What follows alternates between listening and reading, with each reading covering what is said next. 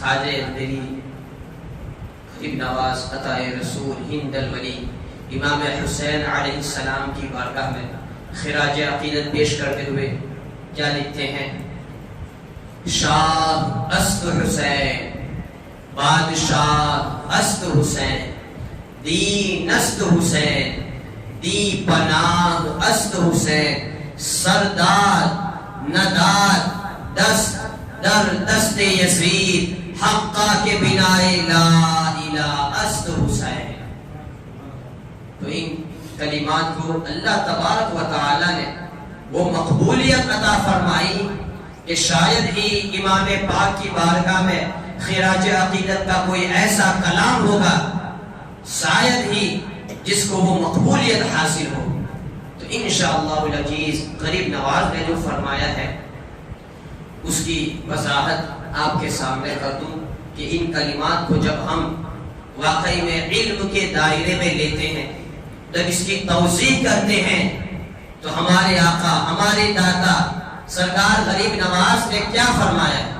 آپ فرماتے ہیں شاہ است حسین، حسین بادشاہ ہے۔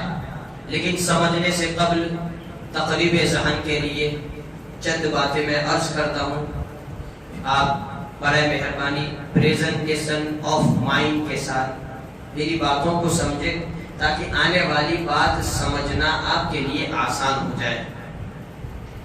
اسلام انسان کی کامیابی چاہتا ہے۔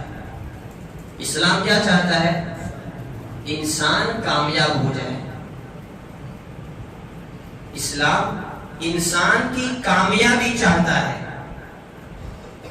لیکن پھر قرآن تو فرماتا ہے وَالْعَصْرِ إِنَّ الْإِنسَانَ لَفِي خُسْرٍ، قسم ہے زمانے کی، سارے انسان گھاٹے میں ہیں، نقصان ہے، سارے انسان ناکام ہیں۔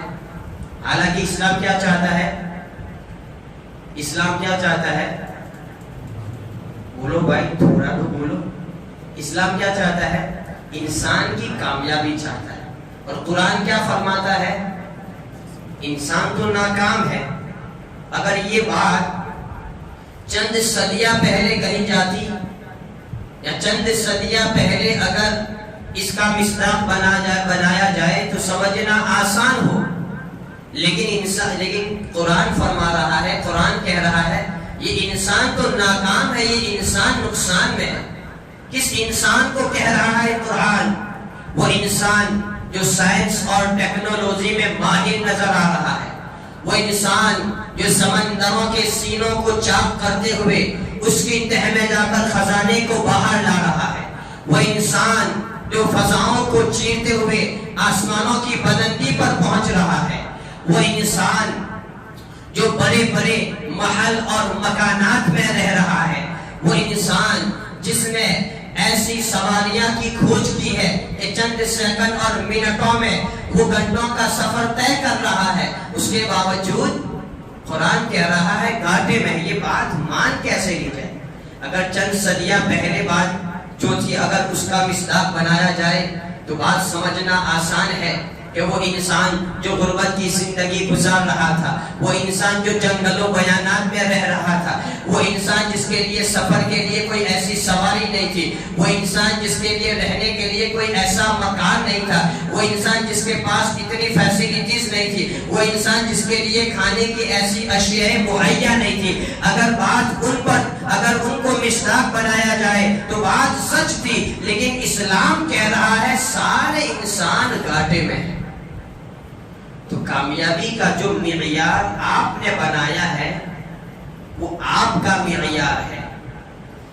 آپ کی نظروں میں سائنس اور ٹیکنالوجی میں ماہر انسان کامیاب ہو سکتا ہے، لیکن اسلام اس کو ناکام کہہ رہا ہے۔ بڑے بڑے محلوں میں رہنے والا آپ کی نظروں میں کامیاب ہو سکتا ہے، اسلام اس کو ناکام کہہ رہا ہے۔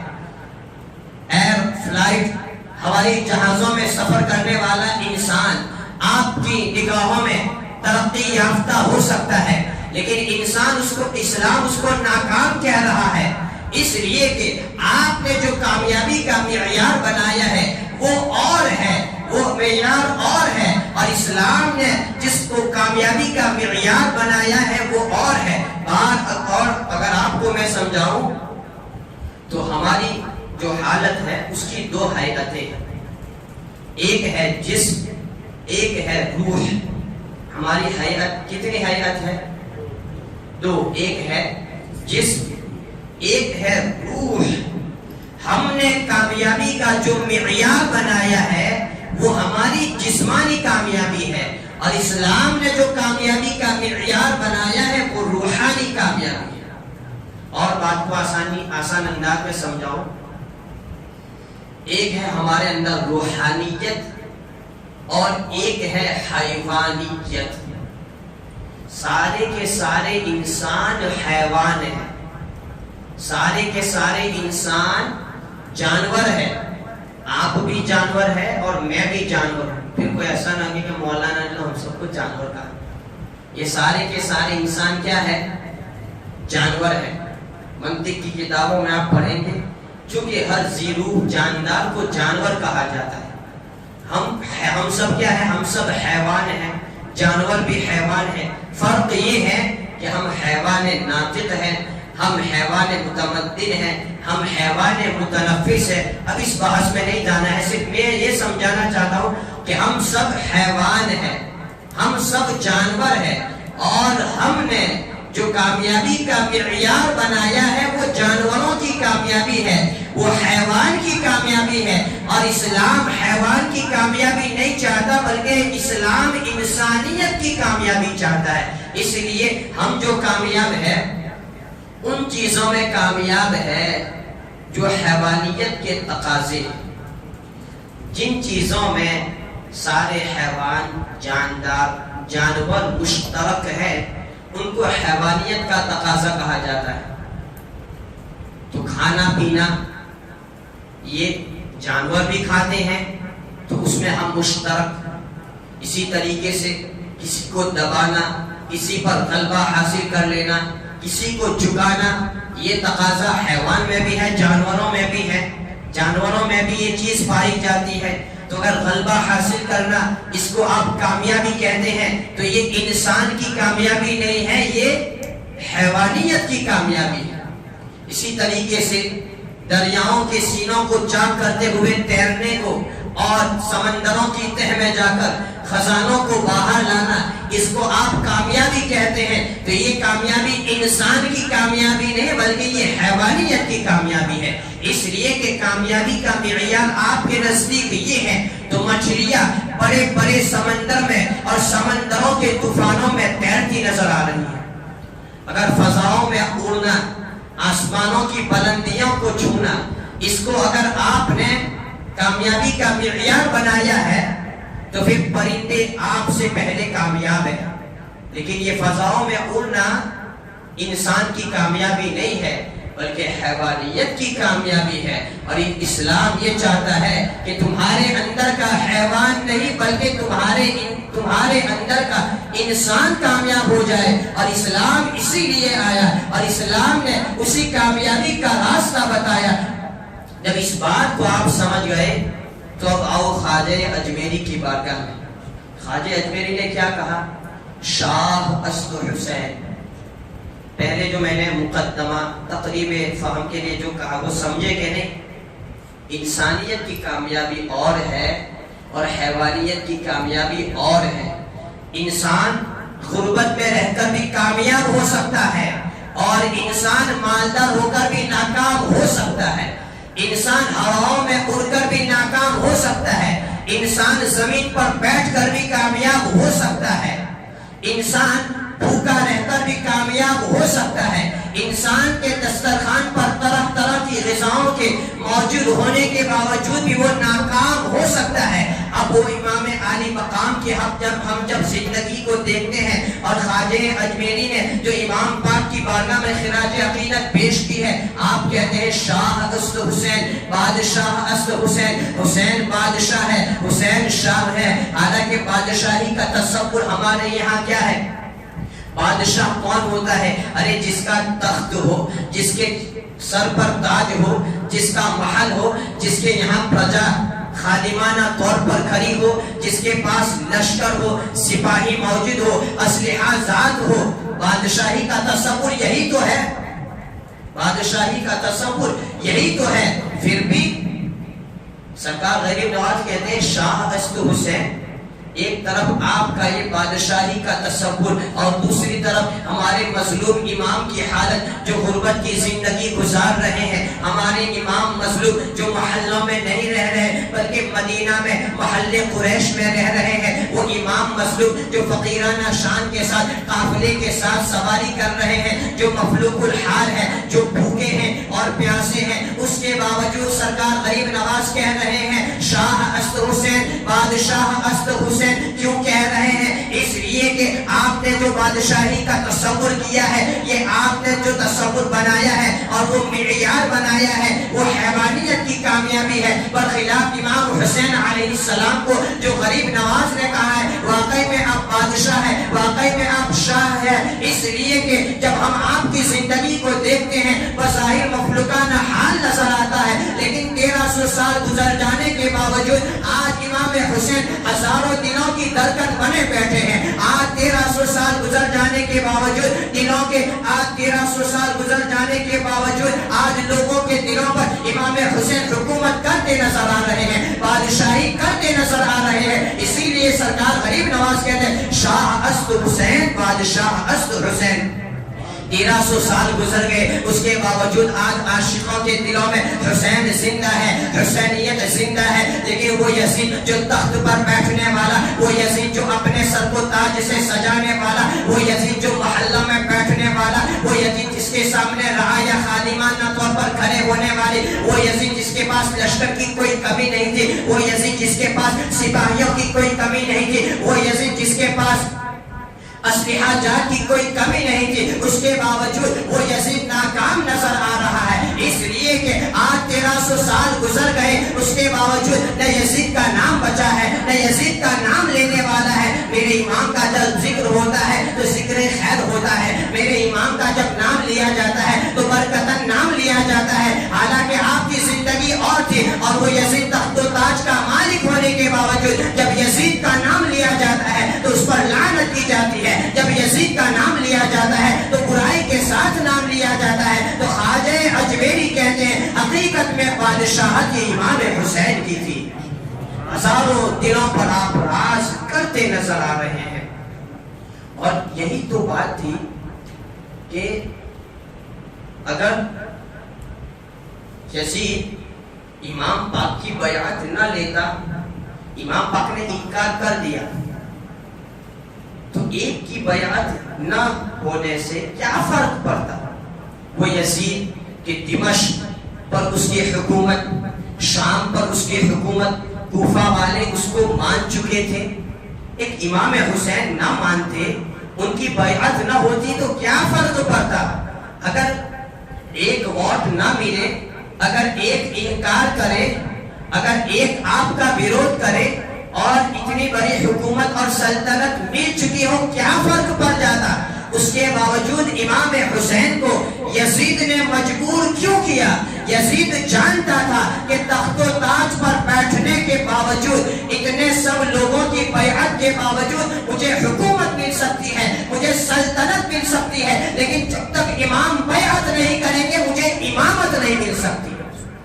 اس تخت پر بیٹھ کر میں بادشاہ، میں حاکم تو ہو سکتا ہوں لیکن رسول خدا کا نائب نہیں ہو سکتا ہوں. اس تخت پر بیٹھ کر میں سلطنت کا وارث تو کہلاؤں گا، سلطنت کا حاکم تو کہلاؤں گا، لیکن میں قوم کا امام نہیں کہلاؤں گا. قوم مجھے امیر المؤمنین نہیں کہے گی. اسی لیے اس نے امام پاک کو مجبور کیا کہ اگر یہ ایک مان جائیں گے تو میں رسول کا نائب کہلاؤں گا، اگر یہ ایک مان جائیں گے تو مجھے امامت مل جائے گی. لیکن میرے امام نے ہرگز یزید کی اس منشا کو پورا ہونے نہیں دیا.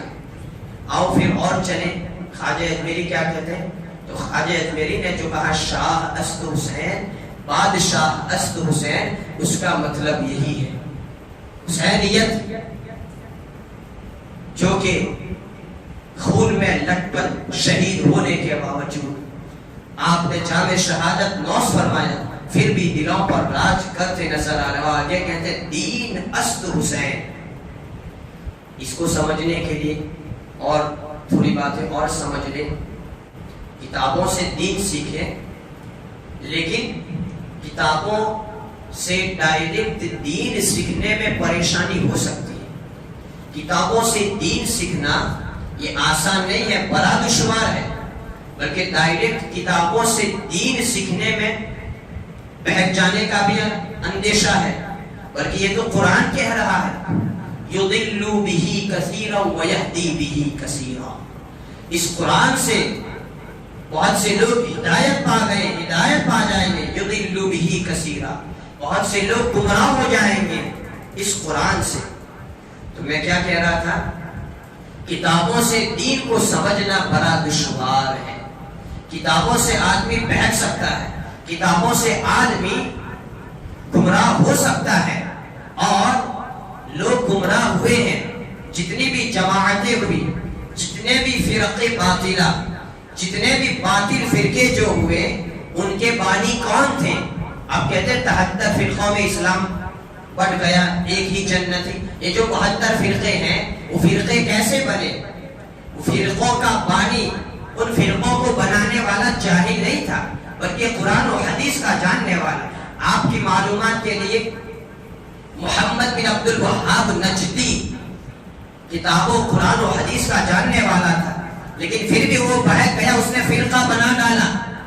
چاہے وہ غیر مقلد ہو، چاہے وہ شیعہ ہو، چاہے وہ چکرانوی ہو، چاہے وہ اہل قرآن ہو، چاہے وہ معتزلہ ہو، چاہے کوئی بھی فرقہ ہو، سارے فرقوں کے بانی اپنے اپنے وقت کے جید عالم، قرآن و سنت کو جاننے والے، لیکن پھر بھی بہک گئے. لیکن اگر تمہیں دین سمجھنا ہے تو ان لوگوں سے آپ دین سمجھیں گے، ان کی زندگی اور ان کی حیات سے دین سمجھیں گے جو قرآن کی تعلیم اور ہدایت کا مجسمہ ہے، جن کی حیات قرآن و حدیث کی آئینہ دار ہے. تو آپ کے لیے دین کا سمجھنا آسان ہو جائے گا.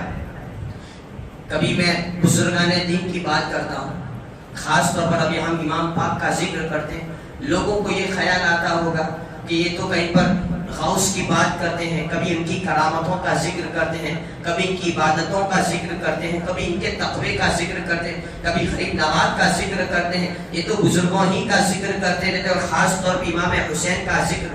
تو اس میں مصلحت اور فلسفہ تبلیغ کیا ہے؟ کتابوں سے دین سمجھنا بڑا دشوار ہے. کتابوں سے دین سمجھنے والا کبھی کبھی بہک سکتا ہے، لیکن وہ ہستیاں جن کی زندگی قرآن و حدیث کی آئینہ دار ہو، ان سے دین سمجھنا آپ کے لیے آسان ہے. اور ایسی ہستیوں کا ذکر یہ خدا کی عبادت ہے، ایسی ہستیوں کو دیکھنا یہ خدا کی عبادت ہے. اسی لیے تو آقا کریم صلی اللہ علیہ وسلم نے مولا علی کے تعلق سے فرمایا النظر الی وجہ علی عبادت، علی کی طرف، علی کے چہرے کو دیکھنا عبادت ہے. ذکر علی کی عبادت، علی کا ذکر عبادت ہے. تو یہاں پر حضرت علی کا ذکر بطور فرد واحد نہیں ہے، ایک فرد کی حیثیت سے نہیں ہے، بلکہ علی کا ذکر ایک دین کی حیثیت سے ہے. اور جو بھی ان صفتوں کا حامل ہوگا اس کا ذکر کرنا عبادت ہوگا، اس کو دیکھنا عبادت ہوگا. اور جب ہم یہ ہجری سن 60 کو دیکھتے ہیں تو اس وقت میں امام حسین علیہ السلام سے بڑھ کر کوئی ایسا مجسمہ قرآن و حدیث کا پابند ایسا تھا ہی نہیں. بلب سے دیگر غریب نواز نے جو کہا دین اصل حسین، حقیقت میں حسین ہی دین ہے. جب حقیقت میں حسین ہی دین ہے تو حسین کا ذکر کرنا یہ عبادت ہو جائے گا، حسین کو دیکھنا یہ عبادت ہو جائے گا، حسین کا چرچا کرنا یہ عبادت بن جائے گی. بلکہ حسین کا ذکر آپ کے لیے دین کو سمجھنا آسان بنا دے گا. اب جس کو دین سمجھنا ہو وہ حسین کو سمجھ لے. اگر کسی کو دین لینا ہو تو حسین کی حیات کا مطالعہ کرے. اگر کسی کو دین سمجھنا ہے تو حسین کے جیون چرتر پر نظر ڈالے، اس کے لیے دین کو سمجھنا آسان ہو جائے گا. دین اصل حسین، حسین کسی فرد کا نام نہیں ہے، حسین کسی پارٹیکولر ویکتی کو پرسنالٹی کا نام نہیں ہے، بلکہ حسین غریب نواز نے جو کہا دین اصل حسین، دین کا نام ہے.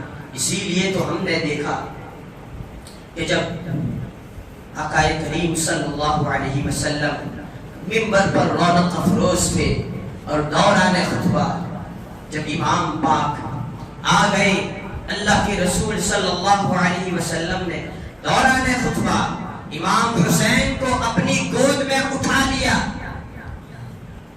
کیوں اٹھا لیا؟ پہلے تو وہ منظر، اس واقعے کو یاد کرو کہ جب حضور نے اپنی گود میں امام کو اٹھایا تو وہ ایسا منظر تھا، ایک ہی ممبر پر دو خطیب، ایک ہی ممبر پر دو خطبہ دینے والے، ایک خطبہ دے رہا ہے، ایک خطبہ دینے والا خطیب اور دوسرا خاموش خطیب. ایک خطیب کے لیے ممبر ہے تو دوسرے خطیب کے لیے رسول پاک کی گود ممبر ہے. ہمارے حضور بھی خطیب اور امام پاک بھی خطیب. جیسے ہی امام پاک کو حضور نے اپنی گود میں اٹھایا، پورا ذکر بدل دیا اور اپنے صحابہ کو کہنے لگے ھذا حسین فاعرفوا وفضلوا وانصروا. حسین کا ذکر جزوی خطبہ بن گیا، حسین کا ذکر ہمارے نبی کے خطبے کا حصہ بن گیا. کیا ضرورت تھی حسین کو پہچانوانے کی؟ کیا ضرورت تھی حسین کی لوگوں کو معرفت کرانے کی؟ اس وقت قریب غالباً امام حسین 3-4 سال کے 5 سال کے رہے ہوں گے. سرکار کہہ رہے ہیں ھذا حسین. کیا صحابہ نہیں جانتے ہیں کہ یہ حسین ہے؟ کیا صحابہ کو نہیں معلوم یہ نبی کے نواسے ہیں؟ کیا صحابہ کو نہیں معلوم کہ یہ علی کے لگتے جگر ہے؟ سارے صحابہ کو معلوم ہے، اس کے باوجود ہمارے آقا کہہ رہے ہیں ھذا حسین، اور پھر کہہ رہے ہیں فارغو، ان کو پہچانو. کیوں کہہ رہے؟ سارے صحابہ جانتے ہیں یہ علی کے لگتے جگر ہے، پھر بھی سرکار کہہ رہے ہیں فارغو، ان کو پہچانو. سارے صحابہ جانتے ہیں یہ فاطمہ کے لال ہے، سرکار کہہ رہے ہیں فارغو. سارے صحابہ جانتے ہیں ارے یہ تو نبی کے نواسے ہیں، ہم پہلے ہی سے جانتے ہیں. لیکن آقا کہہ رہے ہیں یہ حسین نہیں ہے، یہ در حقیقت میں تمہارا دین ہے، اپنے دین کو اچھی طرح سمجھ لو. اور حسین کی معرفت کرانا در حقیقت فریضہ نبوت میں سے تھا.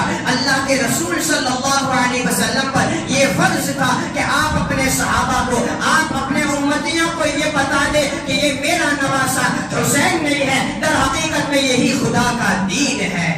اور پھر کہ وفضلوا، اس کی تعظیم کرو، اس کی توقیر کرو، وانصروا، اس کی مدد کرو. کیا ضرورت امام کی مدد؟ کیا ضرورت امام کو مدد کی؟ ارے جن کی مدد کے لیے خود رسول کائنات ہے، جن کی مدد کے لیے حیدر کرار ہے، جن کی مدد کے لیے قریش کا پورا خاندان ہے، آج وہی چھوٹے اور اس چھوٹے بچے کو مدد کی کیا ضرورت؟ اس کا کیا لڑائی جھگڑا؟ اس کا کون بگاڑے گا؟ اس کے باوجود حضور کہہ رہے ہیں وانصروا، اس کی مدد کرو.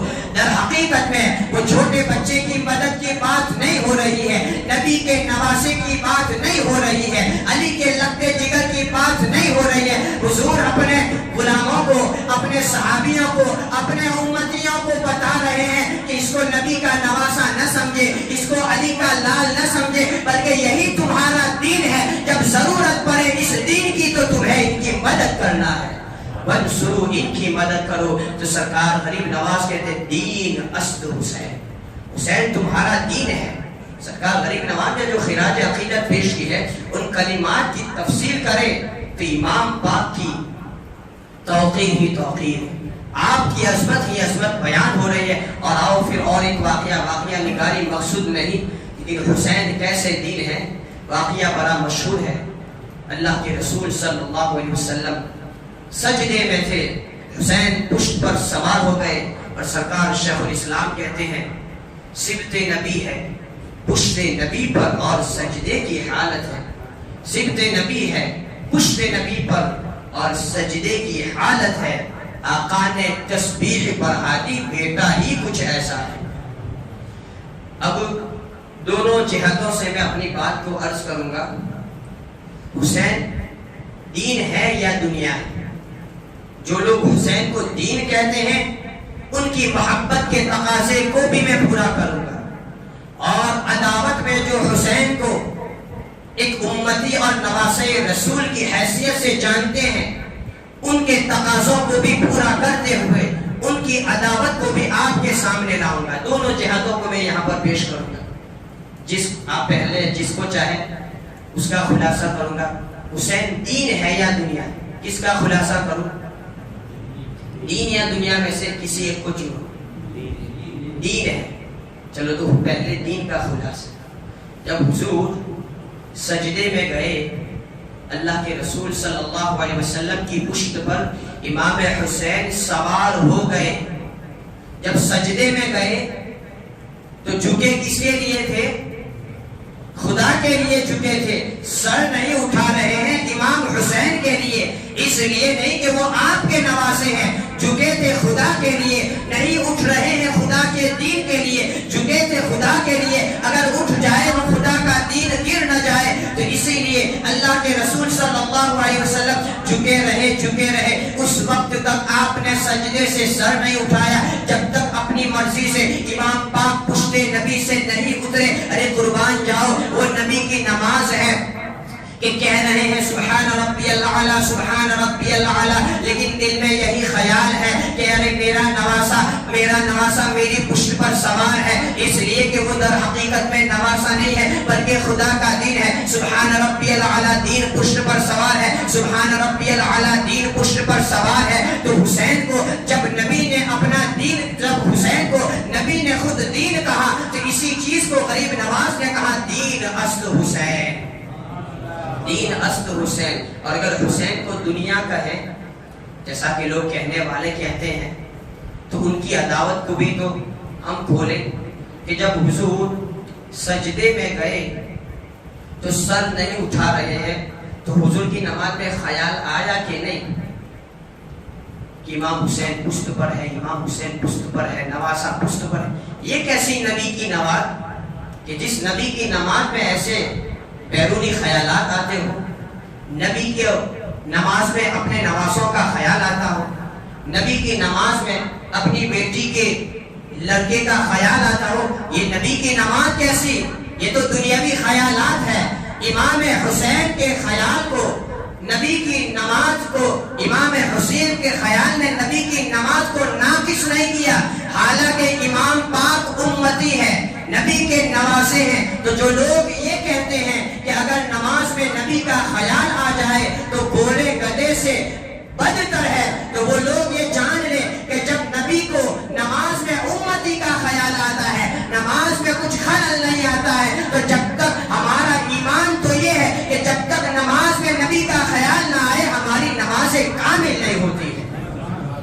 اگر نبی کے خیالات پر انگلی اٹھاؤ گے تو اعتراض تمہیں پر آئے گا اور تمہاری عداوت لوگوں کے سامنے آ جائے گی. اگر حسین کو دین کہتے ہیں تو یہ حسین کی عظمت ظاہر ہوگی، اور حسین کو دنیا کہتے ہیں تو نبی کی نماز میں خلل آئے گا، اور اسی خلل کو تمہاری عداوت ظاہر ہو جائے گی. تو بہرحال خواجہ اجمیری کہتے ہیں دین اصل حسین. اور جب ہم وہ سجدے کی حیات اور وہ پوزیشن کو اور تصور میں لاتے ہیں، تو جب بندہ سجدے میں جاتا ہے تو اس کی حیات کیا ہو جاتی ہے؟ ایک انگوٹھی کی طرح گول، آدمی گول ہو جاتا ہے. جب سجدے میں جاتا ہے تو اس کا جو مجسمہ بن جاتا ہے گول ہو جاتا ہے. لیکن انگوٹھی کے لیے نب ضروری ہے. اگر بغیر نب کی انگوٹھی ہو تو وہ شوبھا نہیں دیتی ہے. تو حضور سجدے میں تو ہے، بلفظ دیگر نبوت کی انگوٹھی سجدے میں ہے، تو امامت کا نگ آپ کی پشت پر سوار ہے اور اسی انگوٹھی کی زینت کو بڑھا رہے ہیں. اور اسی واقعے کو شاعر نے کیا ہی خوب کہا ہے، ایک ہی مصلی پر کھڑے ہو گئے دو امام. ایک ہی مصلی پر کھڑے ہو گئے دو امام. ایک مصلی پر کتنے امام ہوتے ہیں؟ ایک ہی تو امام ہوتا ہے. لیکن شاعر نے کیا خوب کہا ہے، جبل پور کے شاعر ہے، ایک ہی مصلی پر کھڑے ہو گئے دو امام، پشت پر نواسا ہے تو سجدے میں رسول، پشت پر نواسا ہے تو سجدے میں رسول. ایک نبیوں کا امام ہے تو ایک شہادت کا امام ہے، ایک رسولوں کا امام ہے تو ایک ولایت کا امام ہے. اور آگے خواجہ اجمیری کیا فرماتے ہیں، دی پناہ است حسین.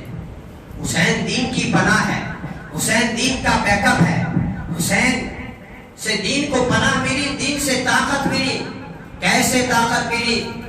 ایک وقت تھا کہ جب دین مزمحل ہو چکا تھا، کمزور ہو چکا تھا، دین کی رگوں سے خون بہ رہا تھا، اور اسی چیز کو حضرت ابو ہریرہ نے کہا اللہم انی اعوذ بک من رأس الستین و امارت الصبیان، باری تعالیٰ ہجری سن 60 سے میں تیری پناہ چاہتا ہوں، اور یہ لوٹوں کی حکومت سے میں تیری پناہ چاہتا ہوں، اس سے قبل تو مجھے موت عطا فرما۔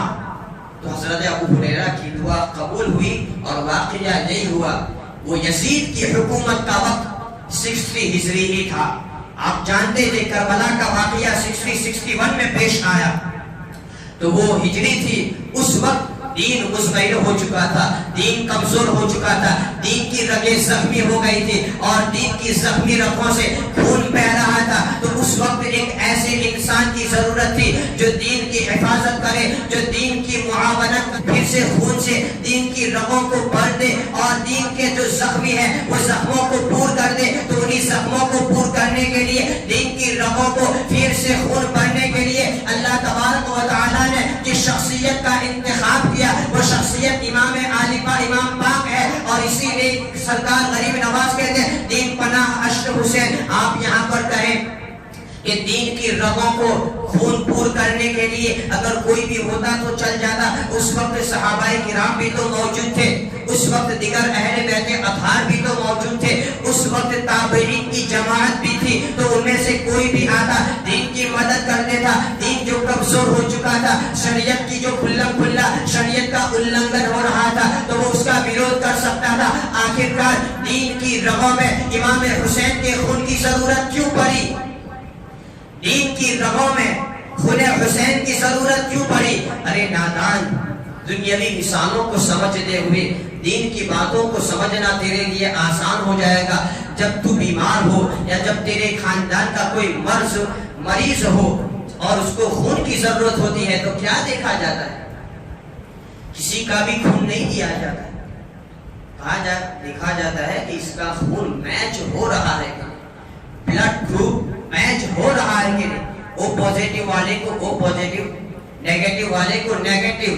تو دنیاوی مریض کو خون دینے کے لیے خون کا میچ ہونا ضروری ہے، اور اسلام وہ پودا ہے جس کی رگوں میں رسول پاک کا خون ہے۔ اب جب اسلام کو خون کی ضرورت ہے تو ایک ایسے خون والے کی ضرورت ہے جس کی رگوں میں خود رسول پاک کا خون ہو، اور وہ اور کوئی نہیں، امام حسین علیہ السلام ہے۔ غریب نواز فرماتے دی پناہ است حسین، جب اسلام کو خون کی ضرورت تھی امام پاک نے اپنا خون اسلام کے لیے عطا فرما دیا، اور پھر سے وہ دین کو اور وہ پودے کو اور اس کی رگوں کو تازہ کر دیا، پھر سے وہ زخموں کو پور کر دیا، پھر سے شریعت کو زندہ کر دیا، پھر سے دین کو زندہ کر دیا، پھر سے دین کو بارونق بنا دیا، پھر سے شریعت کو باوقار بنا دیا۔ اور پھر آگے تو کہتے ہیں سرداد نداد دست در دست حسین، سر دے دیا ہاتھ نہیں دیا یزید کے ہاتھ میں۔ واقعہ بڑا مشہور ہے، آپ جانتے ہیں، امام پاک نے سر دے دیا، اپنا ہاتھ نہیں دیا۔ اگر ہاتھ دے دیتے تو کیا خرابی ہوتی؟ سر تو بچ جاتا، اور دیکھنے والوں نے دیکھا، آج تک آپ نے سنا یزید کے دربار میں اگر گیا تو امام پاک کا سر مبارک گیا، کہیں پر دست حسین کا ذکر نہیں۔ امام پاک نے اپنا سر دے دیا، ہاتھ نہیں دیا۔ اگر اور کسی کا ہاتھ ہوتا اور وہ ہاتھ دے دیتا تو یہ اور بات تھی، لیکن امام پاک کا ہاتھ وہ ہاتھ ہے جو سر سے کئی زیادہ قیمتی ہے، اسی لیے امام پاک نے سر دینا گوارا کیا، ہاتھ دینا گوارا نہیں کیا، اس لیے کہ جس امام پاک کے ہاتھ کو اگر آپ صرف امام پاک کا ہاتھ سمجھتے ہیں تو یہ آپ کی غلط فہمی ہے، یہ آپ کا سوچنا غلط ہے، اس لیے کہ وہ ہاتھ صرف امام پاک کا ہاتھ نہیں تھا، بلکہ وہ دست، وہ ہاتھ صرف خدا، وہ ہاتھ جو تھا وہ دین کا ہاتھ تھا، بلکہ 1,24,000 کم و بیش انبیاء سابقین کے وارث کا ہاتھ تھا، وہ ہاتھ تھا جو موسیٰ کلیم کے نائب کا ہاتھ تھا، وہ ہاتھ تھا عیسیٰ روح اللہ کے نائب کا ہاتھ تھا، وہ ہاتھ تھا آدم صفی اللہ کے نائب کا ہاتھ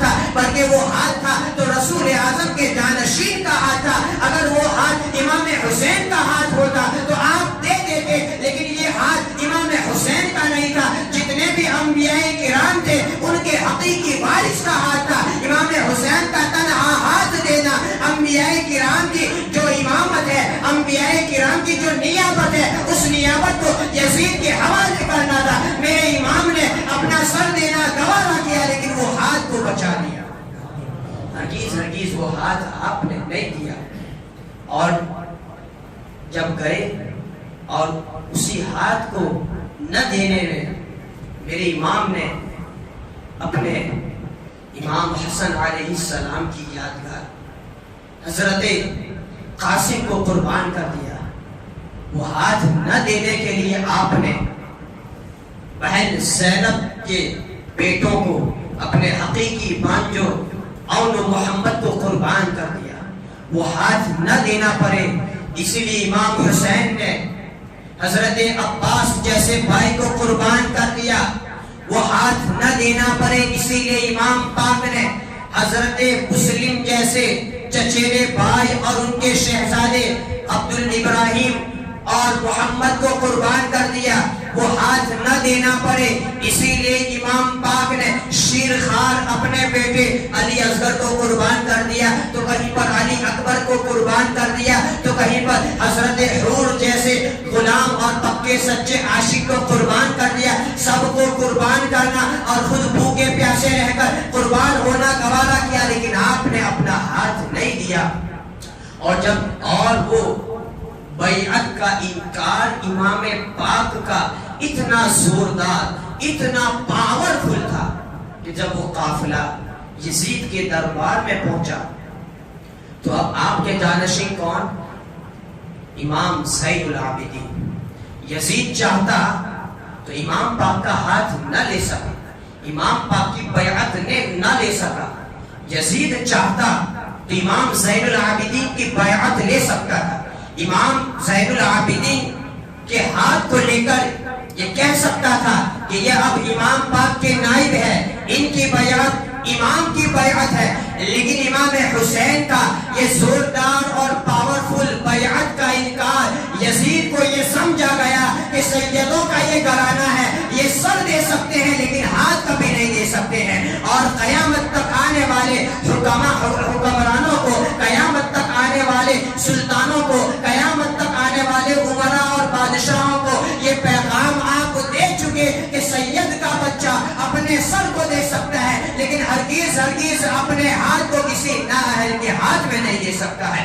اسی لیے ہم دیکھتے ہیں 1400 سال ہو گئے اور قیامت تک سید کا جو بچہ ہوگا وہ کسی کے ہاتھ میں ہاتھ نہیں دیتے بلکہ ان کے ہاتھ میں ہاتھ دیا جاتا ہے، ان سے بیعت لی جاتی ہے، ان کے ذریعے ان کے ہاتھ میں ہاتھ دے کر رسول پاک سے اپنے رشتے کو اور مضبوط بنایا جاتا ہے۔ اسی لیے بیعت کی ایک بنیادی شرط یہ بھی ہے کہ آپ کا پیر یا تو خود سید ہو یا اس کی نسبت، اس کا سلسلہ سیدوں کی دہلیز سے گزرتا ہو، تو قیامت تک یہ ہاتھ سیدوں کے ہاتھ میں دیا جائے گا، لیکن سید کا ہاتھ، ان کی بیعت کسی کے ہاتھ میں نہیں ہوگی۔ یہ امام پاک کا بیعت کا انکار اتنا زوردار تھا، آنے والے سارے لوگوں کو یہ سمجھا گیا، اور اتنا سب کچھ ہونے کے باوجود دین پناہ است حسین سرداد نداد دست در دست یزید حقا کے بنا لا الہ است حسین۔